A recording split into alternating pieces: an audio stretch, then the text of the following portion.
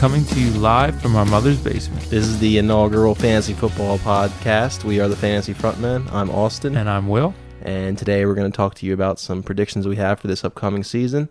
We're going to talk about 5 predictions each. They're going to be bold, and they're probably going to be wrong, but we're going to tell you what we think this season. Can't be worse than some of the other we're better fantasy than quote-unquote experts out there.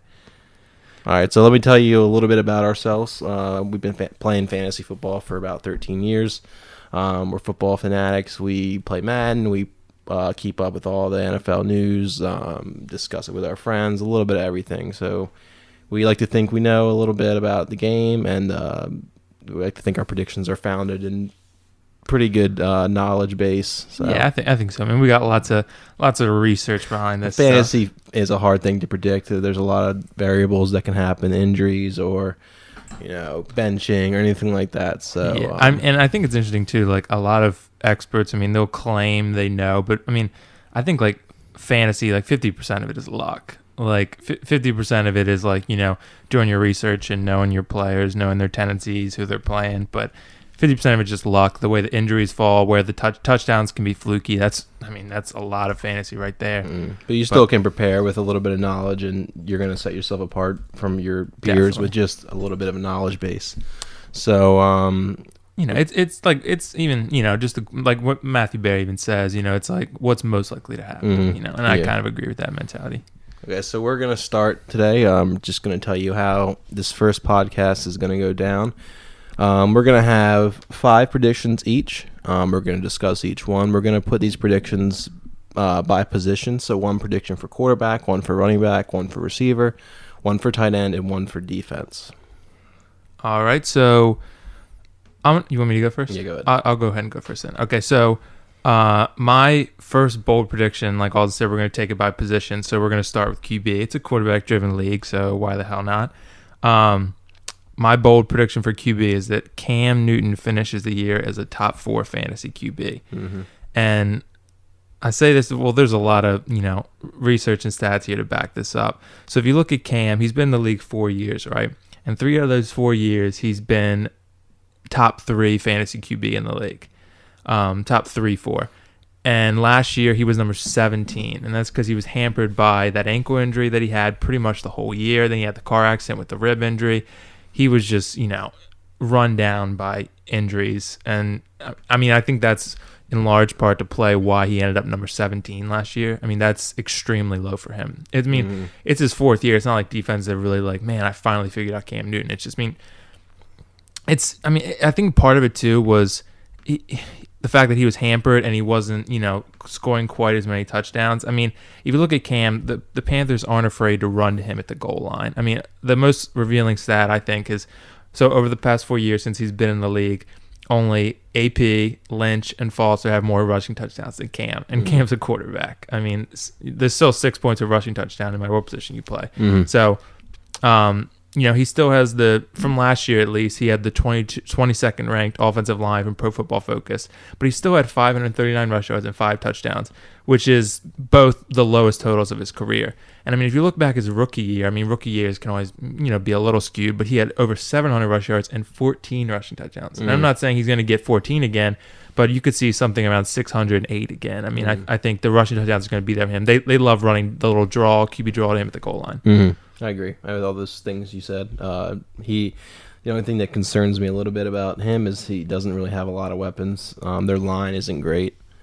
So I feel like he's going to be scrambling a lot, but he can make plays with his legs. He's going to be able to, get some points on the ground. Hopefully his rushing touchdowns go up a little bit. I just worry that he doesn't have the weapons. Like Kelvin will probably progress a little bit. Yeah, second year Kelvin. Yeah, he's got Stewart, so he can have a little consistency. Olsen. Running back. Olsen's there. I just worry that he doesn't have a lot of help around him. I think if you put him on a really good team like the Packers or something like that with a lot of weapons, he'd be really good. But also if you look at too, like the amount of risk that you're putting in is not that much. Yeah, he's his average pick 59.1, average around 6.7. Yeah, he's like the number 7 quarterback going right now. Mm-hmm. So I think he's well worth the risk in the almost 7th round. Yep, I agree. Okay, so my bold prediction is that Ben Roethlisberger will finish as a top 4 quarterback this year. I'm not sure if he'll be able to finish above that, but last year showed us that he can air the ball out. He had 2 back-to-back amazing games, 2 of the top games of all time in terms of yardage, and he finished last year at number 6, 4 points behind Breeze in Yahoo standard scoring. And I think with the presence of Martavius Bryant, you've got Antonio Brown, who's amazing, 10 to 20 yards out, great possession receiver. Ryan's going to be a deep threat. He's going to add, 300, 400 yards to Ben's total from last year, just from deep balls, I'd say. Le'Veon Bell can catch out of the backfield. He can run to keep pressure off Roethlisberger. They have the 8th best line in the league. I just don't see why Roethlisberger can't be a top 4 quarterback, and he's a bargain right now. He's going real late in drafts. Going around like 5th round, right? 5th round. Yeah, I think in terms of other quarterbacks you're picking ahead of him, you're picking Breeze ahead of him, you're picking Manning ahead of him probably. Wilson. Brady's going around that area, and Brady's going to miss 4 games. So I think Roethlisberger, if you're looking to pick a quarterback in round, 4 or 5, Roethlisberger might be your guy. He's got a lot of weapons around him. He's got, if not the best running back in the league. Yeah. Best pass catcher. Best all-around running back in the league, probably, in terms of ability to catch passes and break tackles. He's powerful. I think he's going to, he's going to be a top 4 quarterback. I don't know if he'll beat Luck just in terms of volume. I think if they had the same number of attempts, I think Roethlisberger would be better.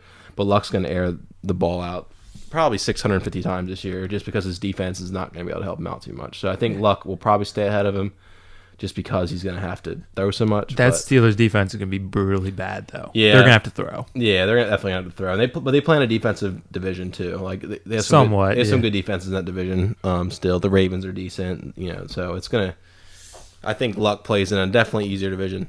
Luck plays in a certainly easier division in terms of defense and, so I think that – Yeah, that division's the worst division in football. Mm-hmm.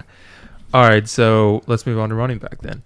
You want to go first? Yeah, go ahead. So my prediction this year, and it's pretty bold, and probably a little bit of homerism involved in it. Melvin Gordon will finish as a top 4 running back this year.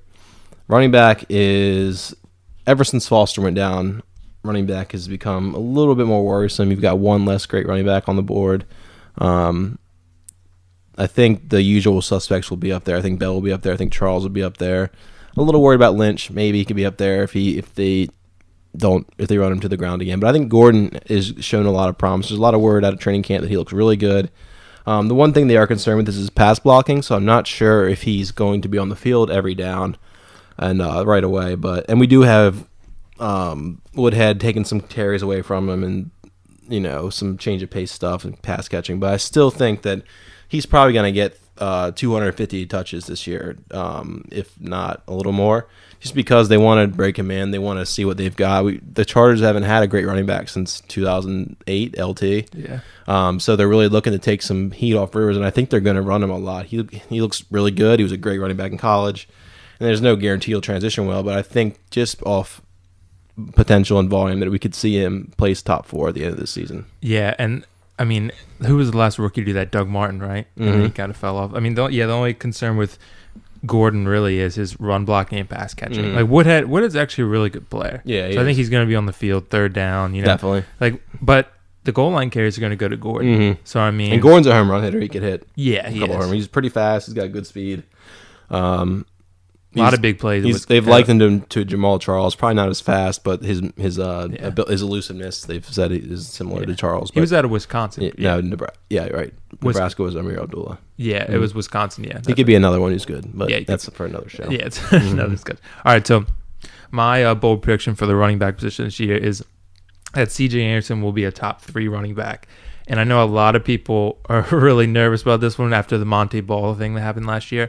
Monty Ball was going like late first, early second last year. I remember you took him in the second round, and I thought that was a steal. I did take him. I thought it was a steal. And I was like, man, he turned out to be like total shit. But so with C.J. Anderson, a Peyton Manning running back always has great value. That's the reason, that there's a Broncos running back in the first round or second round every year.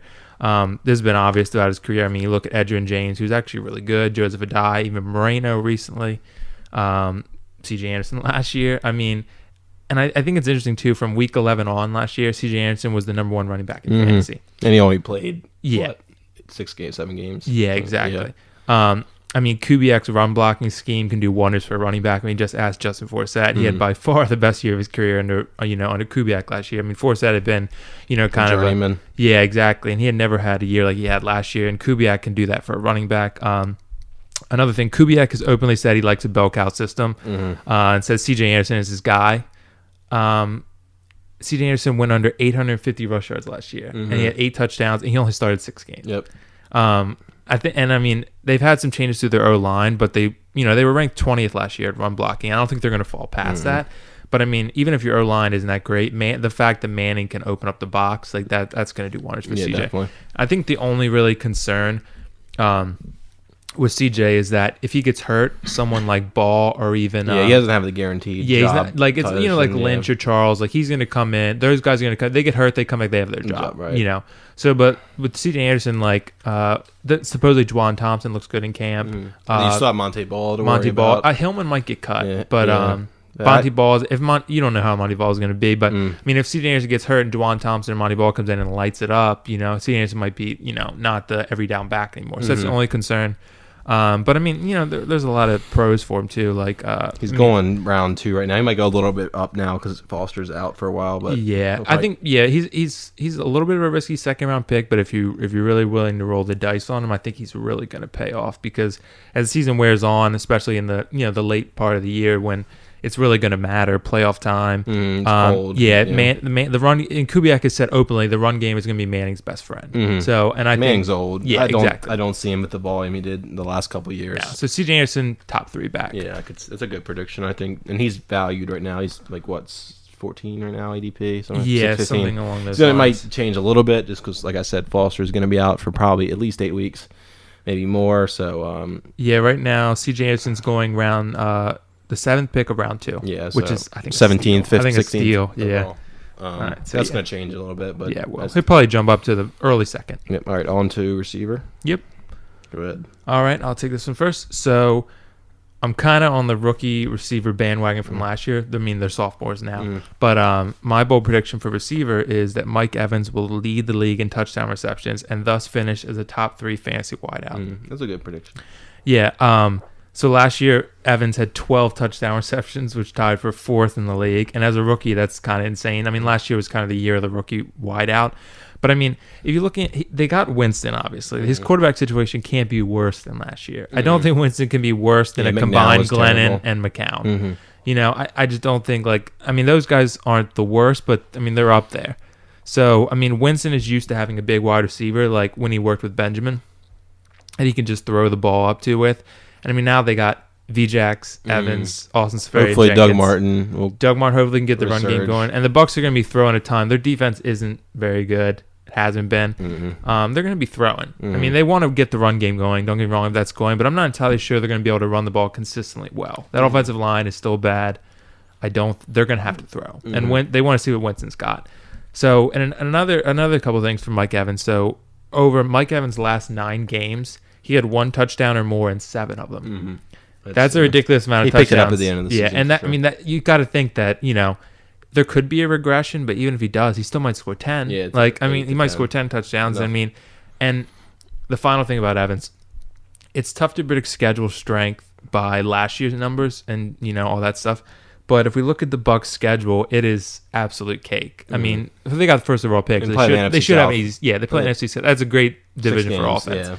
Yeah, so I mean, the first however many games they have Tennessee, New Orleans, Houston, maybe scares you a little bit, Carolina, Jacksonville, Washington, Atlanta, New York Giants, and Dallas. Maybe only Houston scares you there. And even then, they're not super stout. They have a great D-line. Good line, but not the schedule doesn't really get any harder than that from that point on either. So, I mean, I think if you can grab Evans in the even late 2nd, he's going like third, 4th round right now. I think it's well. So you're drafting him as a wide receiver 1? I think I kind of am, but I mean, probably not because I think he is going to be a wide receiver 1, but right now I don't think he's going as a 1. He's not. Yeah. So I mean, I think you can still grab like Julio or Jordy and then grab Mike Evans as your 2. I mean, say you went running back in the first 2 rounds and then you drafted Evans. I think that's still a good deal. It's a good one, Like say you get C.J. Anderson and then grab Mike Evans in the 3rd round. Mike Evans right now is going 28.8 average pick of 3.5 in Yahoo leagues. So, I mean, round 3.5, I think he's well worth it. Worth it. I mean, he's going around guys like Emmanuel, Kelvin Benjamin, DeAndre Hopkins. Give me Mike Evans. My prediction is that Demaryius Thomas this year will not be a top 5 receiver. That is bold. Surprising just because he's been a staple in the top 5 for about 3 years now. Ever since Manning got to Denver, Demaryius Thomas has been a sure thing in most of the drafts. Like Will said a lot, Gary Kubiak is the Broncos' new coach. He's known for his running style. He's known for his zone blocking scheme. And I think C.J. Anderson's going to be the bell cow. I think Manning, as getting older, his arm isn't as strong as it used to be. And you've got some receivers emerging that could definitely take that top 5 spot. You've got Odell Beckham, who's probably going to be up there, Des Bryant. You've got A.J. Green returning healthy. I just think there's a lot of good receivers in this league. Antonio Brown, Calvin's coming back. And I just don't – there's no guarantee this year that Demaryius Thomas will be a top 5 receiver. Just because Manning's arm strength is not what it used to be. Manning, they're probably going to throw the ball, but I don't think – I could see him being top 8, top 7, top 6 maybe, but I just do not see him in that staple. I think he'll have a decent year, but I see him regressing. Just because primarily Manning, he's great.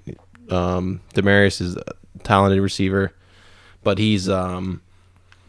Manning just scares me a little bit just because he's a little bit unpredictable. He had terrible last half of the season last year. That injury, though. Yeah, his injury, but he's old now. He's not going to recover as well as he used to. Yeah. And they relied on C.J. Anderson. Yeah, they rely. What if he gets injured again, or what if he, decide they want to run the ball? He's going to be under center a lot more this year. He's not going to have the luxury of having that time in the pocket. Their line is decimated right now. They lost Clady for the season. Yeah. So they lost their best blocking left tackle. They want him under center more. He's not going to have a lot of time. He's playing a really good division. The AFC West has got some names now. Justin Houston is good.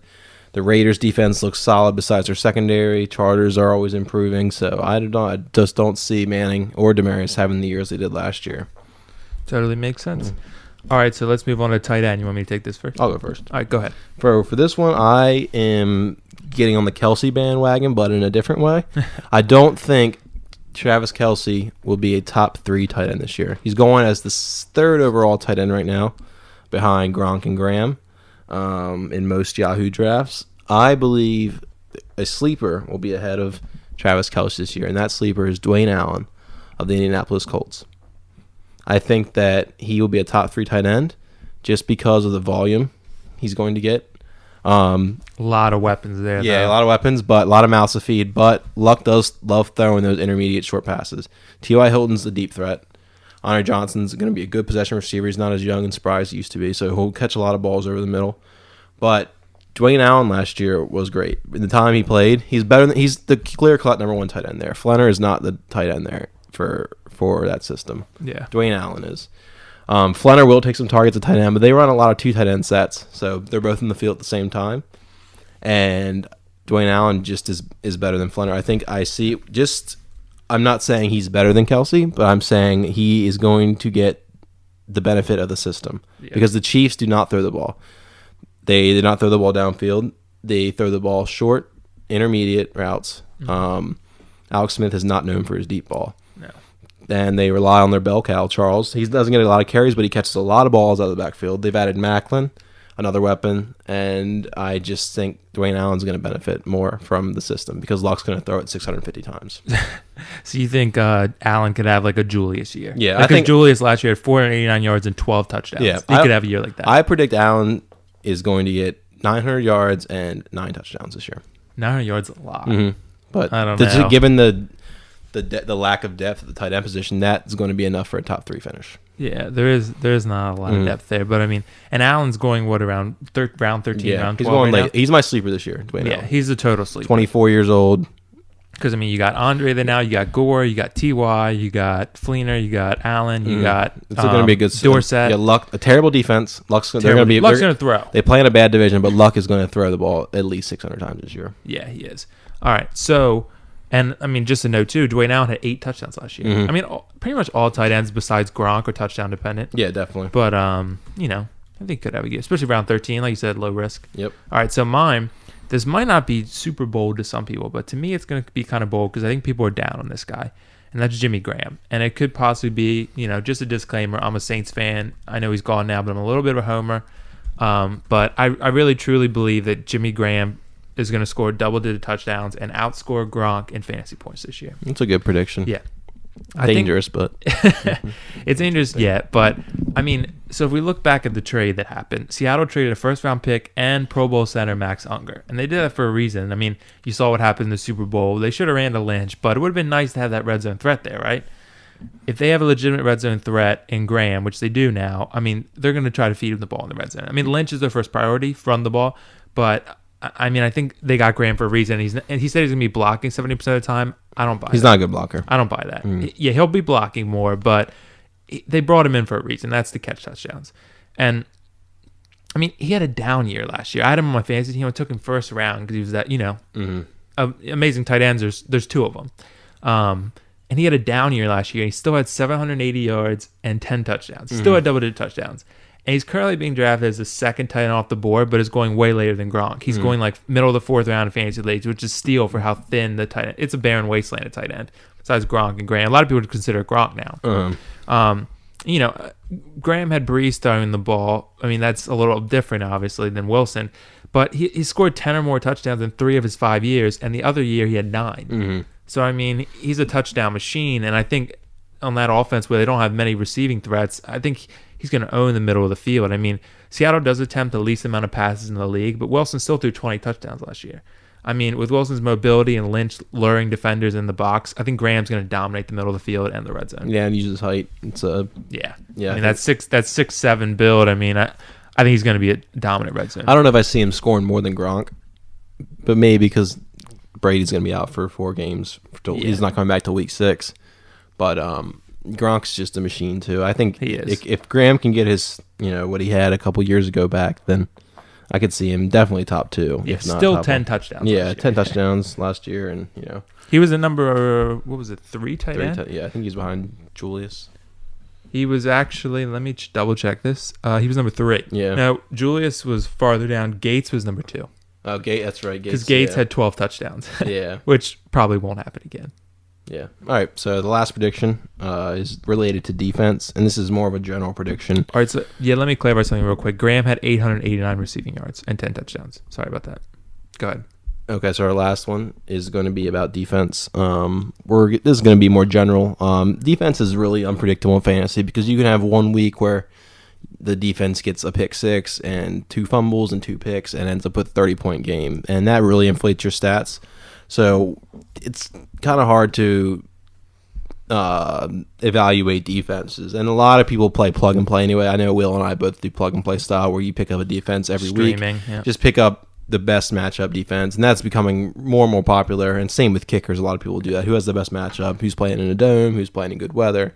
Who's playing in bad weather? Who's playing in snow? Just look at the matchups. And that's, I think that's becoming the most popular way to play defense each week. But just in terms of if you're one of those people who like to get a consistent defense and have them the whole year, then this prediction's for you. So I think my prediction for defense this year is that 2 of the top 5 defenses will come out of the AFC East, and that will be the Miami Dolphins and the Buffalo Bills. And I believe this because Miami's really, really, really shored up their line, and their secondary is very good. Brent Grimes is a top 3, 4, 5 corner in the league. Mm-hmm. Sue is going to add a lot of pressure. You've got Cameron Wake on the other side. He's a top 5 D end.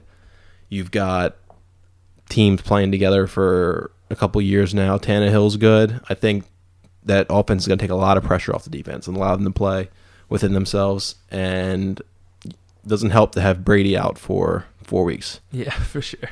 I just think that defense is going to surprise a lot of people. People are thinking him as a sleeper this year, but I think they're going to be a top 5 defense. And the Bills showed us last year how good they were. They shut down Rodgers last year in a game. They're young. They've got Rex Ryan on their team now, who's a defensive guru. They're going to blitz a lot. And they've got Marcel Darius, who's probably the best DT, one of the best DTs in the league. Mario Williams, who's possibly very Hall good. of Fame DN by the end. Decent secondary. I think they're going to be really good. Yeah. And they're playing the Jets twice a year, which helps a lot. I don't think that Geno is going to progress the way they want him to. The Jets did have Marshall. They have Decker. But they're not an offensive juggernaut by any means. No. So, yeah, I think that Miami and Buffalo are going to be staples this year in defensive. And it was bound to happen because we didn't come to each other before the podcast saying, like, who did you pick for this? Who did you pick for this? Because we wanted it to be, spur of the moment kind of deal. And I figured this would happen eventually. So for my bold prediction, I also have Miami. I only did one defense. But I'm a little more bold on them than you are. I said Miami will finish as the number one scoring defense in fantasy. And, I mean, that's not to say they're going to be the best defense in the league, but fantasy doesn't work that way. As I've said before, drafting based on schedules before the year started can be a kind of a dangerous game. But when it comes to defense, we don't really have much else to go off of besides schedule from last year, and then additions and losses and stuff like that. So Miami doesn't play a quality proven QB until week 8 at New England, which Brady will obviously be back. Yeah. I saw that actually from John Paulson. He posted a defensive strength of schedule thing, and that's where I got the numbers from. And the schedule, basically. But Miami's schedule, I mean, they got Washington, Jacksonville, Buffalo, New York Jets, Tennessee, Houston, and then New England, and then Buffalo again. I mean, the first 8 games for Miami, 7, 8 games. 7, because I think they have a bye week 5. And no one's scared of Buffalo's offense. No. They're going to throw the ball like 20 times. And if they do, I mean, they might be throwing picks, fumbling. But, I mean, like you said, the Dolphins added Sue. They got Wake. They're going to be a force on defense. I mean, they were ranked 20th in defense in points per game last year, but it's not about that in fantasy. Fantasy is about turnovers and touchdowns. I mean, just look at Philly last year. Yeah. They were fantasy's number one overall defense. Everyone knows they were not a good defense. They were running kicks back. They were getting pick sixes. They were just not a good defense. They were a defense that took advantage of what they were given, and like the Saints that one year. When they won the Super Bowl, my Saints. They just took advantage. They got pick sixes when it mattered, and that's why they were good. And that's why they were the number one defense, because they got a ton of pick sixes and kick returns and punt returns and special teams plays. Yeah, definitely. So is there anything else? I think that's everything.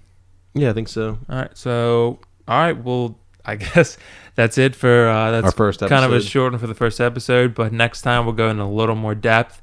We have an email. If you want to contact us, it's fantasyfrontmen@gmail.com. We also have a website, fantasyfrontmen.com.